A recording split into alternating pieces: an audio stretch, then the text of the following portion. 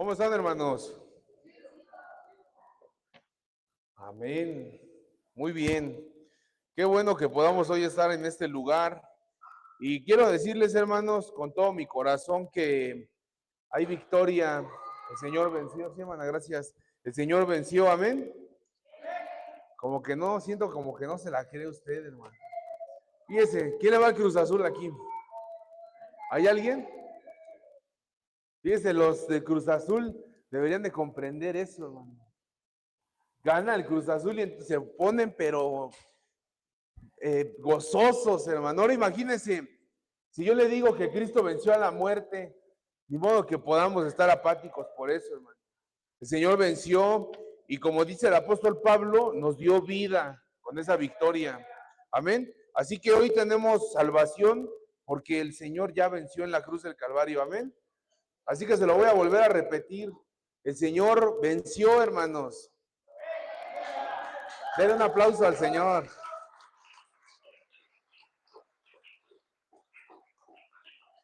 Y le voy a pedir que así como está de pie, vayamos a buscar un par de pasajes en la Biblia.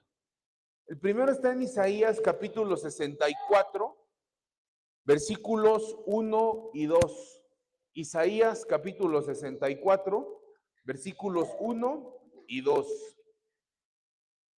¿Ya lo tenemos ahí? Amén. Si no, acá lo está proyectando mi hermano Abner y lo podemos leer. Dice la palabra: oh, si rompieses los cielos y descendieras y a tu presencia se escurriesen los montes, como fuego abrasador de fundiciones, fuego que hace hervir las aguas, para que hicieras notorio tu nombre a tus enemigos y las naciones temblasen a tu presencia. Y le voy a pedir que vayamos ahora, hermanos, al Evangelio según San Marcos, capítulo 16, versículo 1. Evangelio según San Marcos, capítulo 16, versículo 1. Y vamos a leer los próximos 7 versículos. Dice ahí la palabra: cuando pasó el día de reposo, María Magdalena, María la madre de Jacobo y Salomé compraron especias aromáticas para ungirle. Y muy de mañana, el primer día de la semana, vinieron al sepulcro ya salido el sol.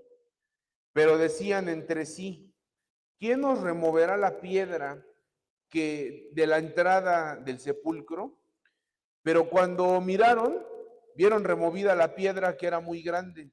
Y cuando entraron en el sepulcro, vieron a un joven sentado del lado derecho, cubierto de una larga ropa blanca, y se espantaron. Mas él les dijo: no os asustéis, buscáis a Jesús Nazareno, el que fue crucificado. Y fíjese lo que le dice el ángel a estas mujeres: ha resucitado, no está aquí. Mirad el lugar en donde le pusieron. Y dice el versículo 7, pero vayan y digan a sus discípulos y a Pedro que él va delante de vosotros a Galilea, como allá lo veréis, como se los había dicho. Le voy a pedir que cierre sus ojos y vamos a orar en este tiempo. Padre, venimos, Señor, en esta hora delante de tu presencia, Señor. Tu siervo, el salmista, decía: este es el día que Jehová ha hecho, nos alegraremos y nos gozaremos en él. Padre, qué bendición poder estar hoy aquí en tu casa. Te pido, Señor, que hoy tu palabra llegue a nuestro corazón, Señor. Que podamos recibirla, Señor, y que podamos sobre todo atesorarla y llevarla en donde quiera que nosotros nos encontremos. Bendice a cada persona que está en este lugar, Señor, a mis hermanos, a mis hermanas, Padre. Y que hoy, Padre, podamos salir de este lugar edificados por medio de tu palabra. Que sea tu Santo Espíritu, Señor, el que nos hable el día de hoy, el que ministre nuestro corazón, y que hoy, Señor, podamos entender a plenitud la resurrección, el milagro maravilloso de la resurrección de Jesucristo nuestro Señor. Nos ponemos en tus manos, Padre, y te decimos, Señor, háblanos, habla hoy a nuestra vida, háblanos, Señor, y haznos entendidos de tu palabra, danos sabiduría, Padre. Estamos en tus manos, Señor, este tiempo es para ti, Señor. Toma tú el control, pues, en el nombre de Cristo Jesús. Amén, amén. Muy bien, puede tomar su lugar, hermano.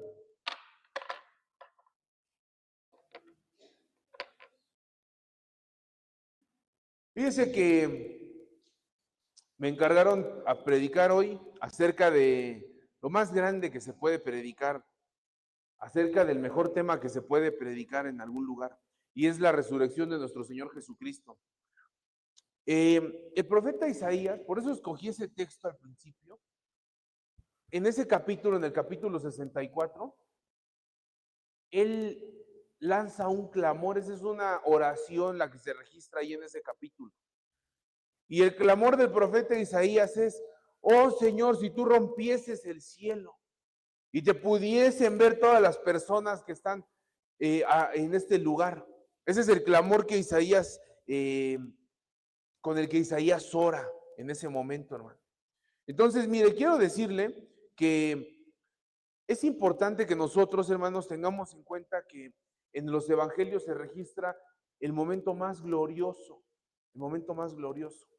No podemos dejar de lado, todos estos días se nos han predicado acerca de la cruz, de los beneficios que la cruz trae. Estuvimos predicando acerca de las palabras del Señor. El pastor ayer habló acerca de lo que hizo el Señor cuando murió. Y eso es importante. Pero quiero decirles que en donde culmina todo es en esto, en la resurrección del Señor. Y es en donde nosotros recargamos nuestra fe.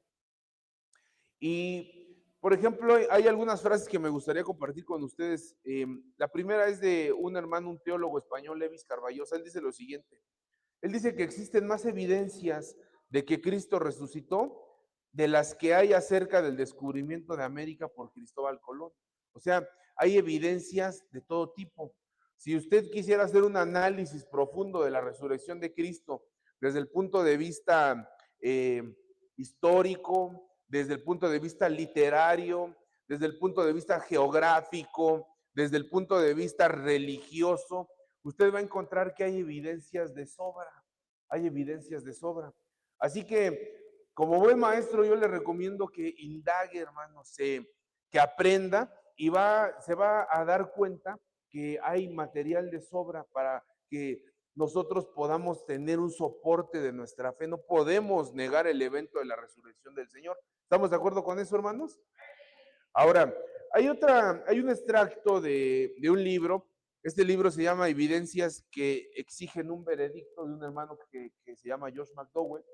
Y él es un apologista y él escribe lo siguiente en este libro. Él dice: desde el primer día de su vida divinamente impartida, la Iglesia ha presentado de manera unida en un testimonio de fe en la resurrección de Cristo. Es lo único que podemos llamar una de las doctrinas fundamentales y convicciones de la Iglesia. La resurrección penetró íntimamente la vida de los cristianos primitivos. El hecho de ella aparece en sus tumbas, en los dibujos hallados en las paredes de las catacumbas. Penetró profundamente en la hipnología cristiana y llegó a ser uno de los temas más vitales entre los grandes escritos apologéticos de los primeros 4 siglos. Fue el tema sobre el que se apoyó la predicación de las primeras épocas de la Iglesia con evangelización masiva. Penetró la formación de los cedros de la Iglesia. Entonces, quiero decirles, hermanos, que la resurrección de Cristo es una doctrina fundamental de la Iglesia. ¿Estamos de acuerdo? Nosotros podemos estar en desacuerdo con doctrinas o con dogmas secundarios, con algún tipo de denominación cristiana. Pero si usted va con cualquier cristiano en cualquier parte del mundo, de cualquier tipo de ideología o cualquier tipo de dogmatismo que exista o cualquier tipo de nomenclatura que tenga ese cristiano, usted le va a preguntar a ese cristiano: ¿Cristo resucitó? Y la respuesta de ese cristiano va a decir: claro que sí, Él resucitó. Él murió en la cruz del Calvario y, como estaba escrito, como Él mismo profetizó, resucitó al tercer día. ¿Amén, hermanos? Muy bien. Ahora, fíjense que vamos a desarrollar este sermón en 3 partes, pero me gustaría introducirlos de la siguiente manera. ¿Cómo es que nosotros apoyamos nuestra fe en esto? Ahora, ¿por qué creer que el cristianismo verdaderamente es la verdad? O sea, ¿por qué creer eso? ¿Por qué creer que el cristianismo tiene toda la verdad? ¿Por qué? Porque tal vez si nosotros hubiésemos nacido en algún otro lugar y se nos hubiesen inculcado otro tipo de creencias o de costumbres, tal vez pensaríamos que esas creencias o esas costumbres pues son la verdad, ¿no? Tal vez podría ser eso. Pero la respuesta, hermanos, y la verdadera diferencia entre el cristianismo y cualquier movimiento de índole religioso o sectario o como usted les guste llamar, es que nuestro fundamento se halla en la resurrección de Cristo. Ahí se halla.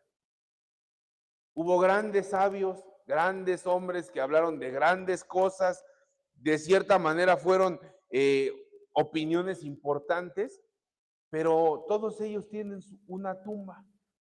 Y hoy usted puede ir a visitar, por ejemplo, la tumba de Mahatma Gandhi. Puede ir, ahí va a estar sus restos. Hoy usted, por ejemplo, puede ir a visitar la tumba de Gautama Buda y ahí lo va a encontrar. Ahí está el cuerpo de ese hombre. Usted puede ir a visitar la tumba del personaje que usted guste y mande. Pero si usted ahorita sale de aquí, se compra un boleto a Jerusalén y llega a Tierra Santa y se propone visitar la tumba de Jesucristo, le voy a decir que ahí está, pero no hay cuerpo, no hay restos, porque Cristo resucitó. Esa es la diferencia, hermano. Esa es la diferencia entre el fundamento del cristianismo y cualquier otro tipo de movimiento pseudo religioso. La roca sólida donde se establece la doctrina del cristianismo es la resurrección de Jesucristo. Eso no puede quedarse solamente así, no puede usted pasarlo por alto. El apóstol Pablo incluso elabora un argumento y le voy a pedir que vayamos a verlo. Está en la primera carta a los Corintios, capítulo 15, versículo 13. Primera a los Corintios, capítulo 15, versículo 13.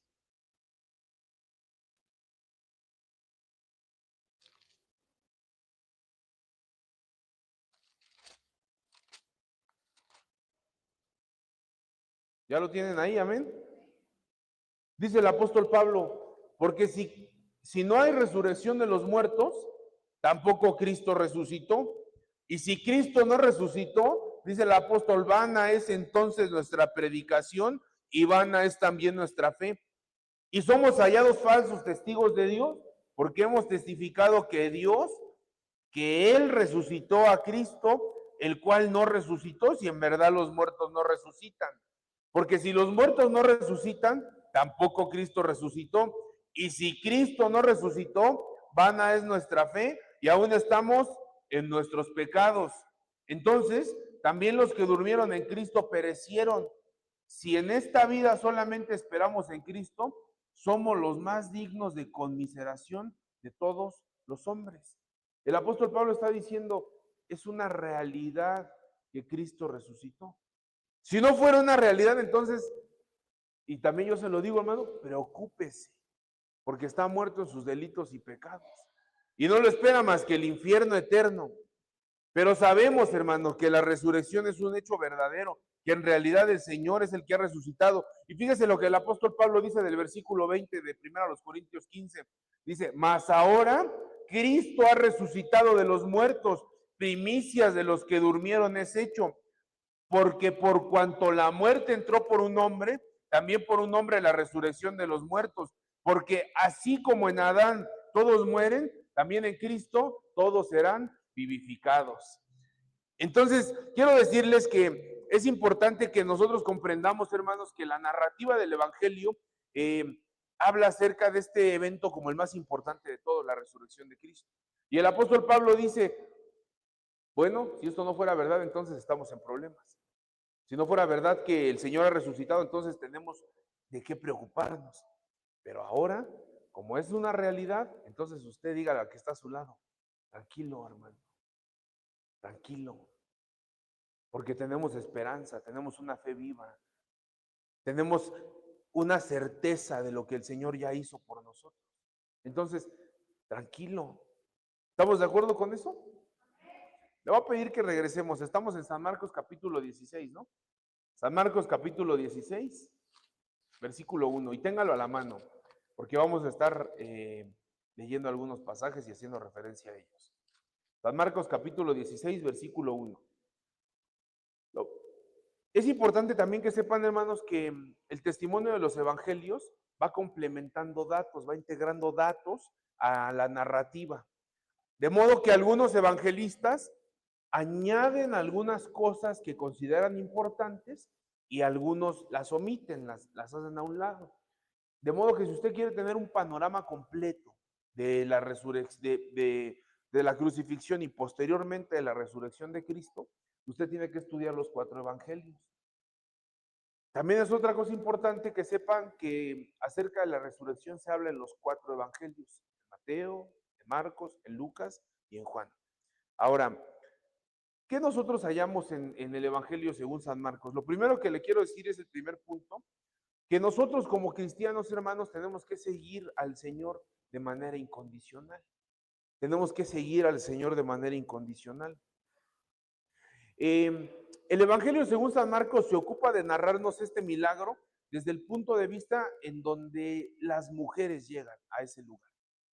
Si usted prestó atención al relato que leímos en el inicio, dice la Biblia que cuando era el día de reposo, se juntaron estas mujeres, María Magdalena y María la madre de Jacobo, ¿no? Y que propusieron en su corazón hacer algo. Ellas dijeron, ¿sabes qué? Vamos a ir a ese lugar. Nosotros, hermanos, debemos de recordar que cuando el Señor muere en la cruz del Calvario y dan fe de su muerte, un hombre que se llamaba, ¿cómo pidió el cuerpo? ¿Cómo se llamaba ese hombre? José de Arimatea, ¿no? José de Arimatea pide el cuerpo y dice, por favor, déjenme darle una sepultura digna. Y tal vez él no lo sabía, pero se estaba cumpliendo una palabra profética en eso que él estaba haciendo. Se llevan el cuerpo y lo llevan a una peña, eso es lo que dice la Biblia. Pero había una preocupación en las autoridades. Ahora, sabían las personas lo que habían hecho. Estaban acusando a un hombre injustamente. Y ellos veían a los discípulos como un peligro. Entonces le dicen a Poncio Pilato, ya dejaste que se lleve el cuerpo, pero te pedimos que pongas una guardia romana en ese lugar. Una guardia. Las guardias romanas, hermanos, se componían de 6 hombres. Y Poncio Pilato dice, ok, vayan a la tumba que señala este hombre, coloquen el cuerpo en ese lugar y pongan una guardia romana y vamos a sellar esa tumba. Y entonces nadie puede entrar a ese lugar. Nadie puede entrar. Las mujeres salen temprano y dicen que ellas se proponen comprar especies aromáticas, ¿no? Era común entre los judíos que se ungieran los cuerpos para disminuir la peste. Porque usted sabe que cuando un cuerpo empieza a descomponerse, empieza a despedir cierto olor. Entonces era una costumbre y una forma de honrar la memoria de la persona que se ungiese el cuerpo con especies aromáticas y con aceite. Y ellas disponen a hacer eso y van en el camino, hermano. Entonces ellas se paran temprano, salen a ese lugar y ellas buscan una oportunidad para servir al Señor, aún en su muerte. Si usted presta atención a la narrativa del Evangelio, ellas no estaban esperando encontrar a Cristo resucitado. ¿Estamos de acuerdo? Ellas solamente querían honrar el cuerpo de su maestro.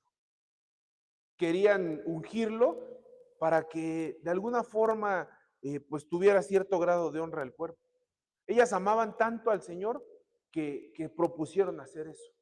Ahora, para este punto, hermanos, ellas van en el camino y si usted presta atención al relato de la Biblia, dice el versículo 3, pero decían entre sí, ¿cómo vamos a quitar esa piedra? ¿Quién nos va a remover la piedra del sepulcro? O sea, ellas ya iban listas para el servicio, pero imagínense, de repente van en el camino y se acuerdan, sí es cierto que hay una piedra ahí. O sea, taparon la tumba. Bueno, y yo creo que pensaron, pues ahorita vemos cómo le hacemos, ¿no? Pero la intención del servicio existía. O sea, existía esa intención de querer honrar al maestro. Ellas, hermanos, ya no estaban esperando encontrarse al Señor vivo, porque todo el mundo pudo ver en la cruz del Calvario cómo Él murió. Todo el mundo pudo ver que el cuerpo de Cristo ya estaba totalmente flagelado, ya era un cadáver. O sea, todo el mundo pudo darse cuenta de eso. Y ellas solamente iban por honrar al maestro. Y fíjese qué bendición tan grande, ¿no? Ellas amaban al Señor y por eso se motivaron a hacer eso. Ellas dijeron, bueno, pues vamos a salir y pues vamos a mantenernos fieles, ¿no? Y quiero decirles, hermanos, que cuando una persona se mantiene fiel recibe una recompensa que ellas ni siquiera tenían idea de la recompensa que iban a recibir. Imagínate, ellas salen y solamente van al mercadito y dicen, vamos a comprar estas cosas y vamos a la tumba. Ellas no se esperaban otra cosa, pero aún en ese momento, ellas decidieron seguir al Señor. O sea, se mantuvieron fieles a su servicio. Y quiero aplicar esto para nosotros, hermanos. Ellas sirvieron al Señor cuando era peligroso servir. ¿Usted cree que era peligroso, sí o no, en ese momento de tensión de la historia? ¿Era peligroso, sí o no? Era muy peligroso. Ellas salieron a ese lugar y no sabían con qué se iban a topar, pero de todos modos decidieron honrar al Señor. Ellas decidieron seguir a Cristo, aun cuando en su mente Cristo ya había muerto. En su mente ya no había una demanda que se les impusiera, solamente la honra que ellas tenían. Ellas decidieron seguirlo de esa forma. Ellas en verdad, hermanos, salieron de su zona de confort, de su comodidad, para servir al maestro, aun cuando nadie las estaba viendo. ¿Dónde estaban los apóstoles?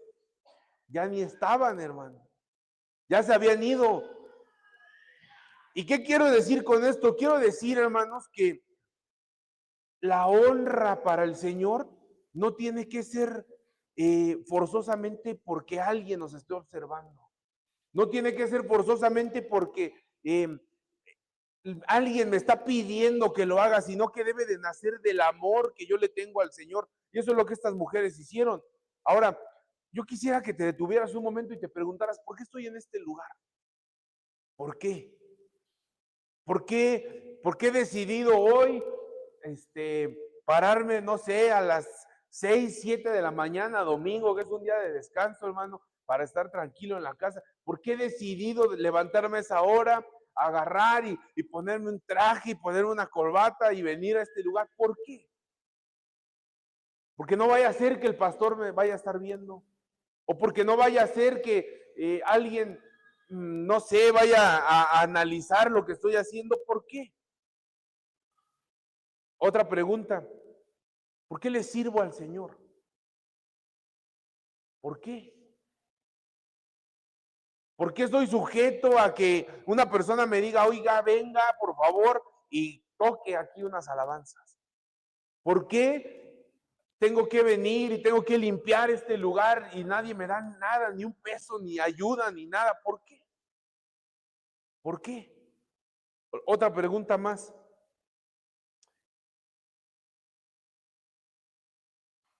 ¿Por qué permanecer cuando nadie nos está viendo? ¿Por qué? ¿Por qué si no hay nadie que nos diga? ¿Por qué permanecer? ¿Qué es lo que nos mueve en realidad, hermano? ¿Qué es lo que nos mueve a trabajar en nuestros servicios y en nuestros ministerios? ¿Qué es lo que nos mueve? Y le voy a decir qué es lo que debería ser la respuesta de nosotros. Porque amamos al Señor, porque amamos lo que Él ha hecho por nosotros, porque amamos su obra, porque amamos su presencia. El amor, hermano, debería de ser el motivo que mueva a todos los hombres al trabajo para la iglesia, al servicio para la iglesia, a salir de su zona de comodidad. Ese amor, el amor que tuvieron estas mujeres, fue el motor que las motivó a ir a ese lugar, aunque era peligroso. Salieron de su comodidad y fueron a ese lugar a donde estaba el cadáver. Fueron a ver un cadáver. Esa era su idea. Ellos no esperaban otra cosa.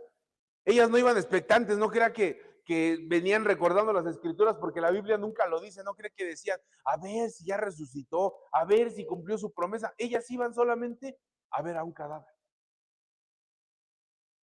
Imagínense, ellas hicieron eso por un cadáver. Hermano, ¿cuánto nosotros tendríamos que hacer por él si nosotros conocemos la verdad? si nosotros conocemos que Él se levantó de entre los muertos, si nosotros conocemos por el testimonio de las Escrituras que Él nos dio vida eterna, ¿cuánto más tendríamos que tener nosotros esa entrega por el Señor Jesucristo? Amén. Hermanos, ¿cuántos de nosotros deberíamos estar con un corazón ferviente, lleno de amor, si conocemos la verdad? Debemos de seguir a Cristo incondicionalmente, cuando sea complicado, cuando sea peligroso, cuando nadie esté viendo. Su convicción debe de estar firme, firme. Dígale al que está a su lado, Cristo resucitó por ti, hermano. Cristo resucitó por usted. Ahora, vamos a seguir analizando el pasaje. Fíjese, el segundo punto es que cuando ellas llegan, se encuentran con algo, una tumba abierta y vacía. Abierta y vacía. Fíjese, si usted sigue leyendo,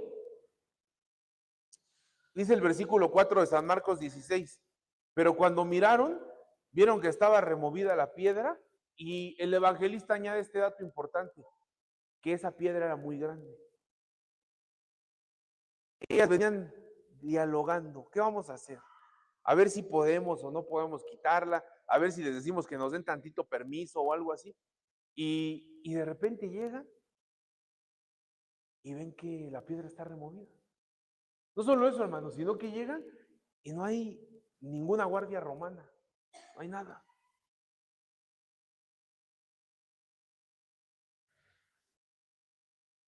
El panorama es este: Jesucristo ya había muerto, había una roca que estaba tapando el sepulcro, había un sello imperial para impedir que esa roca fuese penetrada, y había una guardia romana. O sea, era complicado que pasaran, que alguno de esos filtros se perdiera, ¿no? Pero cuando ellas llegan allá a la tumba, ellas no encuentran soldados, no encuentran piedra, no encuentran sello, no encuentran nada. Y solamente se encuentra esa piedra removida. Y le voy a decir lo más maravilloso de todo: no encuentran ningún cadáver, porque no había ningún cadáver en ese lugar. No encuentran nada. Mire, voy a poner este pensamiento en su mente y en su corazón. Dice la Biblia que un ángel removió la piedra. ¿Estamos de acuerdo con eso? Le digo que un evangelio omite datos y el otro los agrega. San Mateo capítulo 28, versículo 2, le voy a pedir que vayamos allá para que usted vea este detalle. San Mateo capítulo 28, versículo 2. ¿Ya lo tiene ahí? Dice la Biblia, y hubo un gran terremoto porque un ángel del Señor, descendiendo del cielo y llegando, removió la piedra y se sentó sobre ella. Ahora, quiero poner este pensamiento en su mente, hermano. ¿Por qué el ángel removería la piedra? ¿Por qué? Algunas personas dicen, pues para que Cristo pudiese salir, ¿no? ¿Estamos de acuerdo con eso? Eso sería lo lógico, ¿no? O sea, removió la piedra para que el Señor Jesucristo pudiera salir, pero esa respuesta es inadecuada. No removió la piedra para que Cristo pudiese salir, sino removió la piedra para que el hombre pudiese entrar y pudiese cerciorarse de que no había ningún cadáver en ese lugar. Para eso fue removida la piedra, para que quedara un testimonio, mis hermanos, de que allí no había nada, de que Cristo había vencido a la muerte y de que, conforme estaba escrito, resucitó al tercer día. Eso es el testimonio del por qué se removió la piedra. Hoy en día usted puede llegar a ese lugar y usted puede volver en este momento a asomarse y no va a encontrar nada, absolutamente nada. Hoy, después de más de 2000 años, usted puede llegar a ese lugar y ese lugar sigue siendo un testigo irrefutable de que Cristo no se quedó en la tumba. Hoy en día puede hacerlo usted.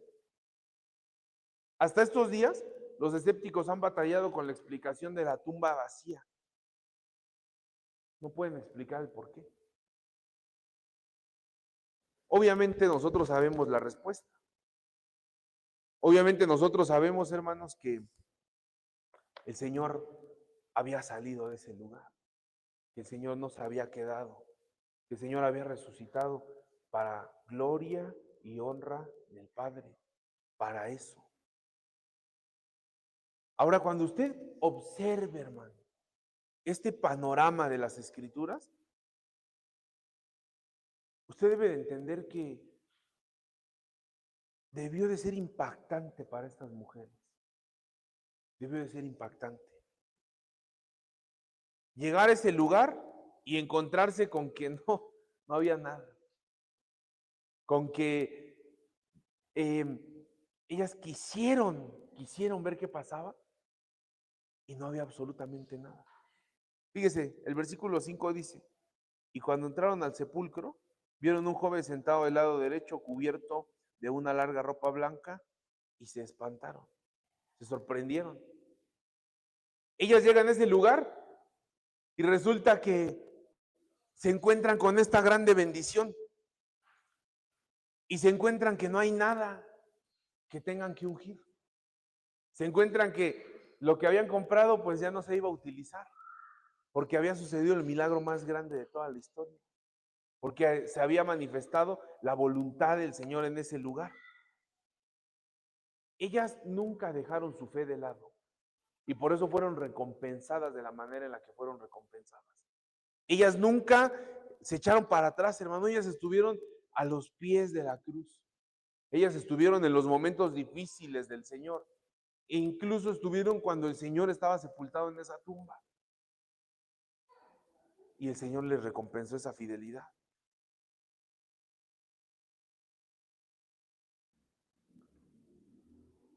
Algunas personas decían que posiblemente los discípulos habían robado el cuerpo del Señor.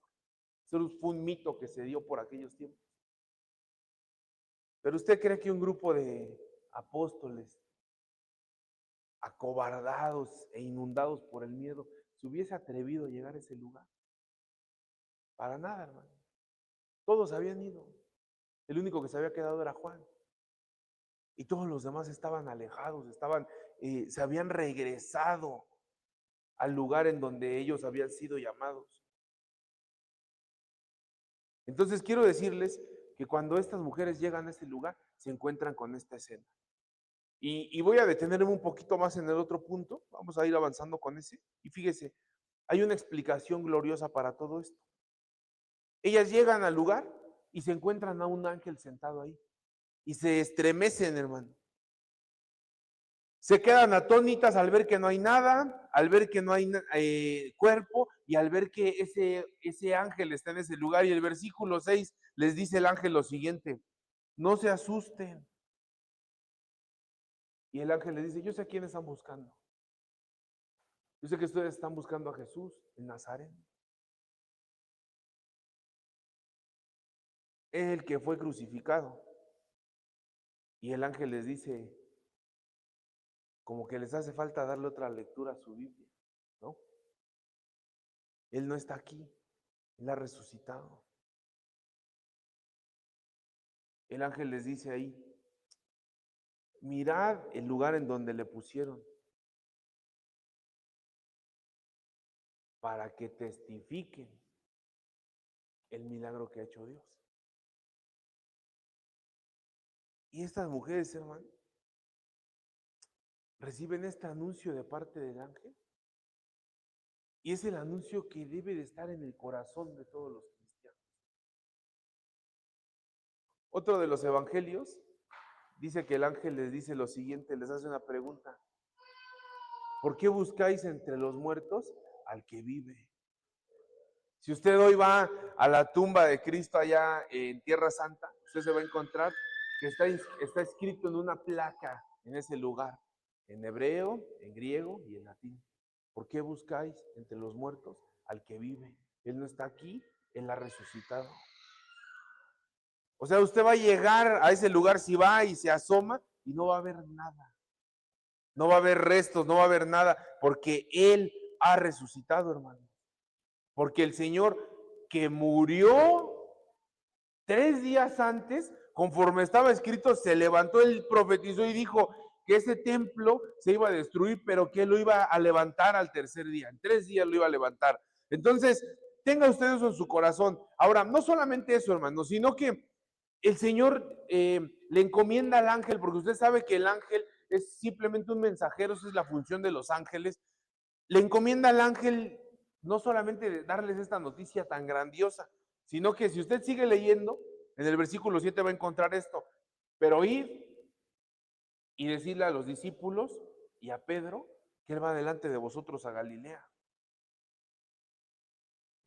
Allí le veréis como se los había prometido, como se los dijo. Ahora, una cosa interesante, hermanos, y para empezar a ahondar un poco en esto, es que el Evangelio según San Marcos, ustedes saben que los evangelios están escritos por hombres que vivieron presencialmente este tipo de eventos. Marcos no estuvo ahí. Pero la tradición dice que el apóstol Pedro fue el que le dio testimonio a Juan Marcos, que era un misionero, que no la armó tanto en las misiones y después se hizo escritor de los evangelios, que le testificó cómo era.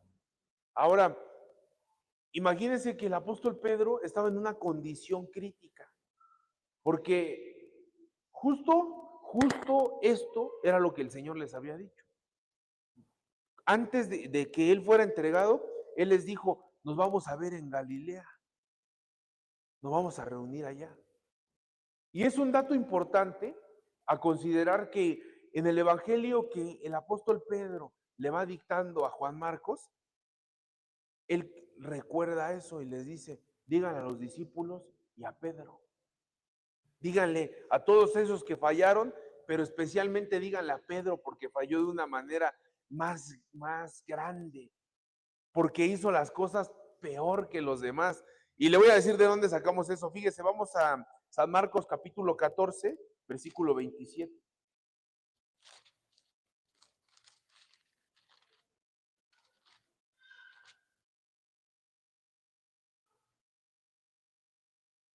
¿Ya lo tiene ahí, hermano? Amén. Fíjese, dice entonces Jesús les dijo, todos os escandalizaréis de mí esta noche porque escrito está, heriré al pastor y las ovejas serán dispersadas. Ahora dicho sea de paso, es una profecía que Zacarías escribió unos años atrás.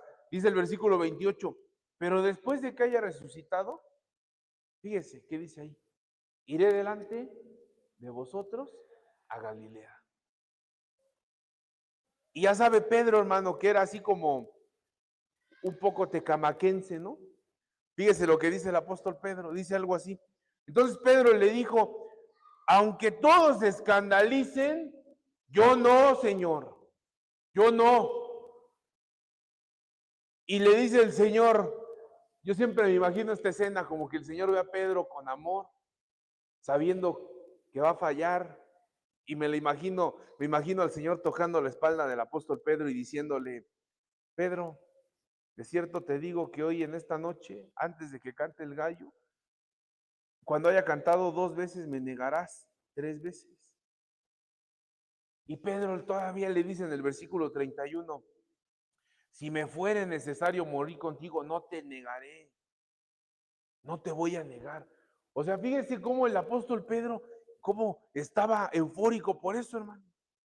Y si usted sigue leyendo un poquito más adelante, usted se va a encontrar que se tropezó con sus propias palabras, que falló. Y por eso es interesante lo que el ángel les dice a estas mujeres en San Marcos 16, solamente un par de capítulos adelante. Es interesante que le dice, digan a los apóstoles y a Pedro que vamos para Galilea. Que el Señor, como les había prometido, va para Galilea. Que allá lo verán. Ahora, tal vez, hermano, y quiero centrarme un poco en esto. ¿Usted cómo cree que estaba Pedro y los apóstoles para este punto? ¿Felices, tristes, no? ¿Decepcionados? ¿Cómo cree que estaban? Imagínense, ellos estuvieron muchos años con el Señor y que de repente haya fallado de una manera tan grande. El Señor siempre estuvo para ellos en todo momento, ¿estamos de acuerdo? Yo creo que si había una situación, el Señor iba y le daba una palabra a Pedro. y oraba por él. Creo que si Juan se sentía mal, el Señor, porque esa es la naturaleza del Señor, iba y lo levantaba y le decía, eres un instrumento, Juan, levántate. Pero cuando el Señor necesitó un poquito de estos hombres, solamente un poquito, todos, hermano, se fueron. Lo dejaron. ¿Qué carga tan grande tenían estos hombres? Para este punto de la historia, imagínense cómo estaban de decepcionados estos hombres. Imagínense el pensamiento que tenían, imagínense decir, ya no sirvo yo para esto, ¿cómo es posible que me habló el Señor, me llamó para este ministerio y que yo haya dejado todo? Seguramente ese era el pensamiento de los apóstoles, porque si usted lee los evangelios, va a encontrar, hermanos, que se regresaron a su vieja manera de vivir, que se fueron otra vez al mar a pescar y que andaban por allá. Que de cierta forma ya habían dejado el ministerio y habían dejado esas cosas de lado. Y por eso es importante este dato. Es como si el Señor le hubiese encomendado al ángel decirle a estas mujeres, díganle a Pedro y a los apóstoles que no están descartados, que el Señor los sigue considerando, que el Señor los va a seguir usando, que por supuesto sabe que se equivocaron, que por supuesto sabe que fallaron, que por supuesto sabe que lo traicionaron, pero que ese no es su final, que hay una vida diferente, que el Señor los quiere seguir utilizando. Digan a los apóstoles y a Pedro que las promesas del Señor siguen siendo fieles, sólidas y verdaderas. Díganle a esos muchachos que estaban todos mal que el Señor no ha cambiado de opinión de ellos, que los sigue amando y que los va a perdonar. Díganles que no importa qué tan mal está la situación, díganles que no importa el error que cometieron, el Señor va a seguir utilizando su vida. Y que por favor se reúnan en Galilea con Él. Que allí lo van a ver tal y como se los prometió, tal y como lo acordaron. Díganle a los muchachos que hay una segunda oportunidad. Díganles que la misericordia de Dios se renueva cada mañana. Díganles que el Señor los sigue amando con todo su corazón. Díganles que la resurrección tiene el propósito de restaurar al hombre. Díganles que con la resurrección de Cristo estamos justificados con Dios. Díganles que se sigan esforzando. Díganles que no se sientan mal, que el Señor mismo los va a ver en ese lugar. Eso es lo que yo puedo ver, hermano, en ese mensaje que el ángel le da a estas mujeres. Por favor, vayan corriendo y díganles a los apóstoles que el Señor les ama con todo su corazón. Por favor, vayan y díganles que Cristo ha resucitado y que sigue teniendo planes con ellos. Me sorprende, hermano, que los apóstoles se hayan considerado descartados del ministerio. Me sorprende tanto. Pero también entiendo que ellos sabían, hermano, que le estaban fallando al Dios mismo. También entiendo que ellos sabían que estaban haciendo las cosas mal y que de alguna forma no estuvieron para cuando el Señor los necesitaba. Lo entiendo. Y tal vez, hermanos, hay personas en este lugar, yo no conozco sus vidas, yo no sé cómo está la situación de forma personal con cada uno de ustedes, pero si hoy están aquí y si hoy el Señor ha puesto esa palabra en mi corazón es porque les está hablando, hermano. No endurezcan su corazón. Y la palabra es, díganles que el Señor los quiere seguir utilizando. Díganles que el Señor los quiere seguir amando. Díganles que son útiles para la obra de Dios. Que el Señor no ha cambiado su postura. Que el Señor no está enojado con ustedes. que el Señor los quiere seguir llevando a más victoria, a más comunión y a más utilidad para el servicio. Eso es la palabra que el Señor hoy puso en mi corazón de una manera muy fuerte. Él les llamó y les dijo, nos vamos a ver en Galilea. Allá nos vemos. ¿Sabe qué pasó? Estas mujeres, hermano, salieron de ese lugar y dice la Biblia, dice el versículo 8, y ellas se fueron huyendo del sepulcro porque les había tomado temblor y espanto. Ni decían nada a nadie porque tenían mucho miedo. Tenían mucho miedo. Ellas salieron de ese lugar atónitas por lo que habían encontrado y entendiendo que el Señor había resucitado en ese lugar. Ahora, si usted sigue leyendo, usted se va a encontrar que realmente el Señor vio a los discípulos en ese lugar. El apóstol Pablo después dice en una de las cartas que escribe a los Corintios, el Señor se le apareció primero a estas mujeres, después a los 12 apóstoles, después como a 500 hermanos, dice el apóstol, y después a mí, dice, como un abortivo, como alguien que no es digno de estar delante de su presencia. Y dice el apóstol en ese argumento, algunos ya duermen. Eso es un eufemismo para hablar de personas que ya murieron. O sea, es suavizar la palabra. Dice, algunos ya están muertos, pero algunos otros están vivos. Y es como si el apóstol le dijera a la iglesia, vayan y pregunten. Lo pudieron ver con sus propios ojos. Ellos les pueden testificar de lo que el Señor hizo. Y quiero que apliquemos este mensaje de esta manera, hermano. Los apóstoles estaban acobardados para el momento en el que sucedió la resurrección del Señor. Pero si usted lee de ahí para adelante, ¿cuál es el carácter de los apóstoles? ¿Siguen acobardados después de la resurrección? No, hermano. No. Dice la Biblia en el libro de los Hechos que salieron Pedro y Juan y que se presentaron delante de las autoridades de su zona y que los apresaron por estar predicando el evangelio y que les instaban, que las autoridades le decían, no, ustedes no pueden predicar de esto, y que los azotaron y que los golpearon. Y yo me imagino a Pedro así, haciéndole así.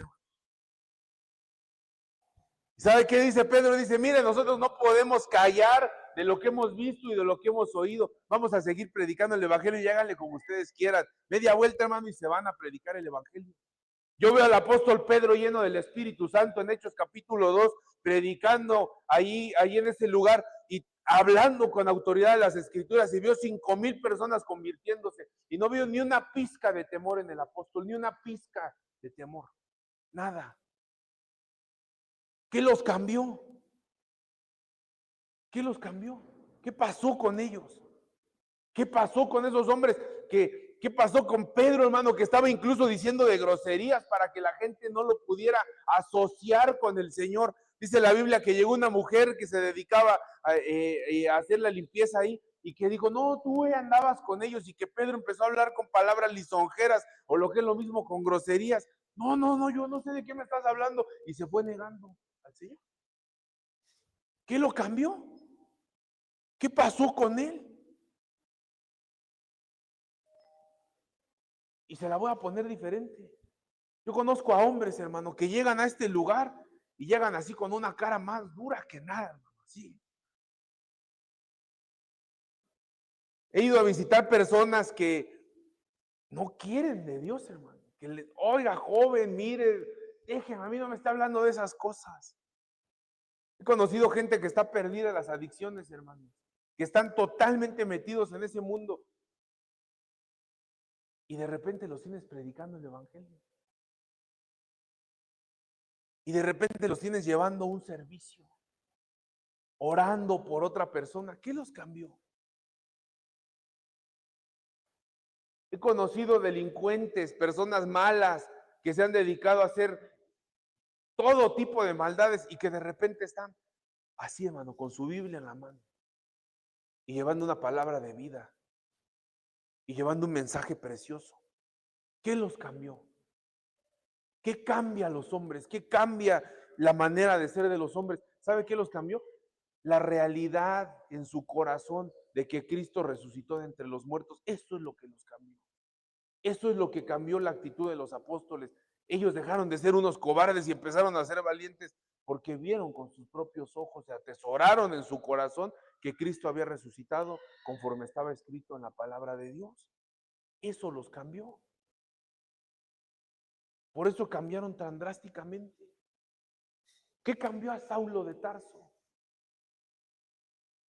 Dice el Evangelio, el libro de los Hechos, en el capítulo 9, que Saulo, aún respirando amenazas y muerte, estaba enojado, que pidió cartas a las principales autoridades de ese lugar para salir a Damasco a perseguir a los cristianos.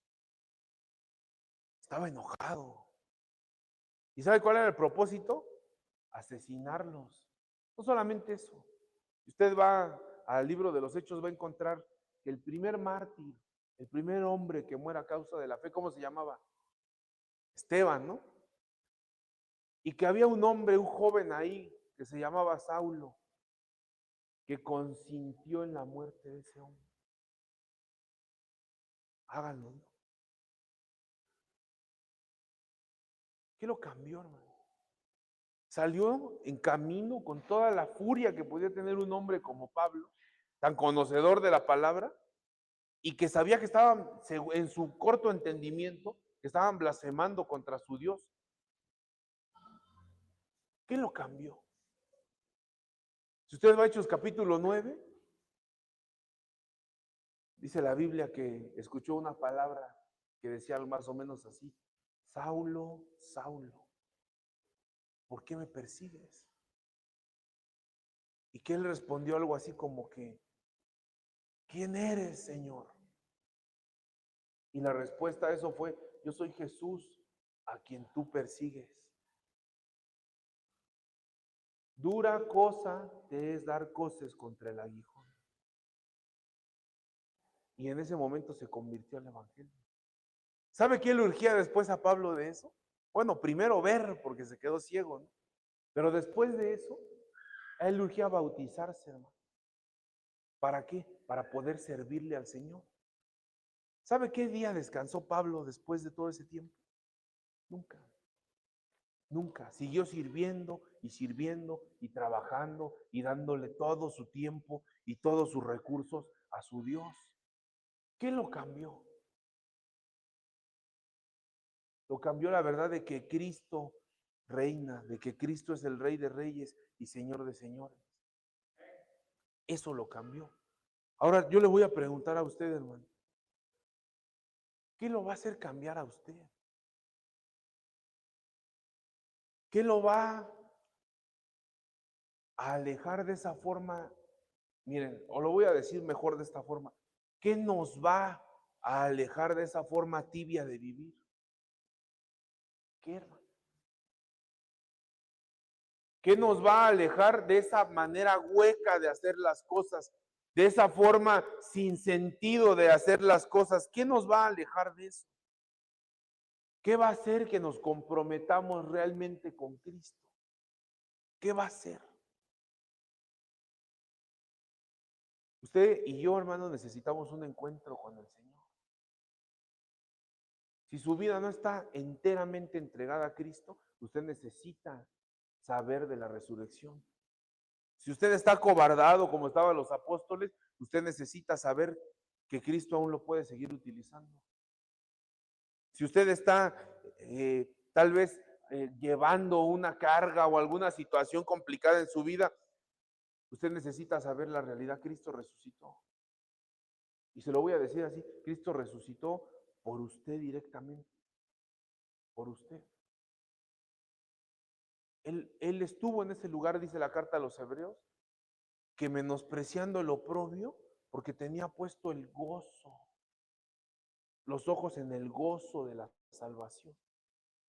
Él tenía la mirada en el fruto. Y se lo voy a poner de esta manera: él tenía la mirada en usted. Así que si usted identifica que hay algo que no está bien, hoy vamos a orar al Señor Y hoy dígale al Señor, hazme entender acerca de la resurrección. Hazme entender acerca de lo que tú hiciste con esos hombres. Ninguno de esos hombres volvió a ser igual. Y si hoy usted está en su corazón eso, hermano, usted dígale al Señor, yo no quiero ser igual. Quiero que haya un cambio en mí. Quiero entregarte mi vida a ti, Señor. Amén. Muy bien, le voy a pedir que estemos de pie y vamos a levantar esta oración, hermano.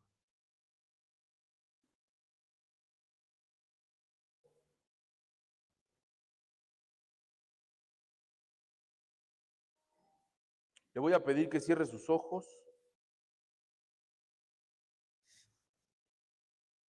y que hoy usted, en primer lugar, le dé gloria a Dios por la resurrección de Cristo de entre los muertos. Y en segundo lugar, que usted le pida al Señor que eso se haga verdad sobre su vida, que se haga un rema en su corazón. Padre, en este día, Señor, estamos delante de tu presencia, mi Dios. Y te queremos dar las gracias, Señor.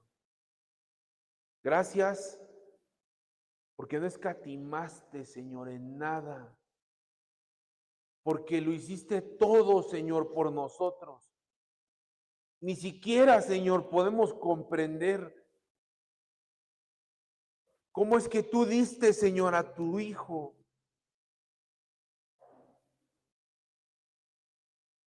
En intercambio por nosotros, Señor.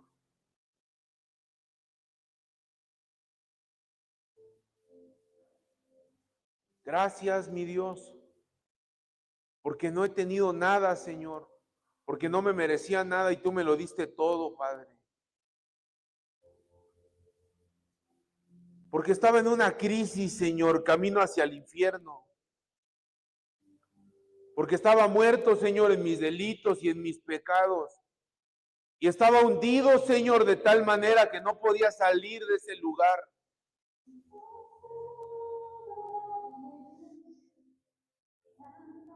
Pero hoy mi fe, Señor, descansa en que Cristo resucitó de entre los muertos. Hoy mi fe, Señor, no se basa en una obra o en un rito, Señor, sino en la realidad de que Cristo venció a la muerte. En la realidad de que Cristo ganó la victoria, Señor, obtuvo la victoria.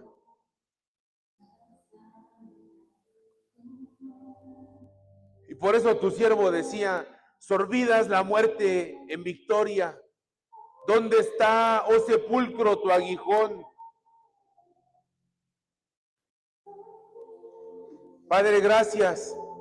Gracias porque nuestro Señor dijo, yo soy la resurrección y la vida, y el que cree en mí, aunque esté muerto, vivirá. Y yo te quiero dar gracias, Señor, porque ahí descansa mi esperanza, Padre. Ahí descansa, Señor, toda nuestra fe. En esa realidad, Señor, nosotros podemos estar tranquilos, que el precio ya fue pagado, Señor, y que hay evidencia de sobra de que Cristo resucitó de entre los muertos, de que como estaba escrito, Señor, así sucedió. Y como nuestro mismo Señor lo dijo, así como Jonás estuvo en el vientre de la ballena y salió al tercer día, así el Hijo del Hombre saldrá de la tumba al tercer día. Y lo pudimos ver, Señor. Hasta hoy en día ese testimonial, Señor, sigue en ese lugar para que el hombre pueda darse cuenta de que no hay cuerpo, de que Cristo venció a la muerte, de que la muerte no pudo detener la obra preciosa de Jesucristo. Y Padre, hoy estamos también en este lugar, Señor.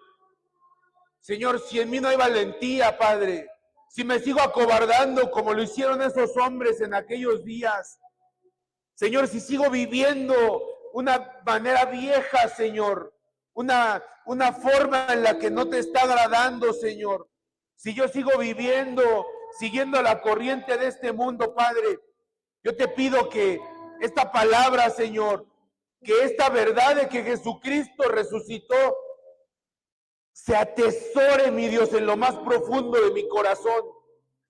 Pedro jamás volvió a ser el mismo. Saulo jamás volvió a ser el mismo.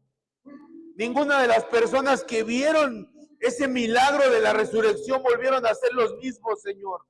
Se entregaron a ti, Padre, hasta el final de sus vidas, aunque fue peligroso, aunque fue una situación complicada, estuvieron hasta el final fieles, Señor. Padre, si hay algo en mi vida, Señor, que necesite ser cambiado, Padre,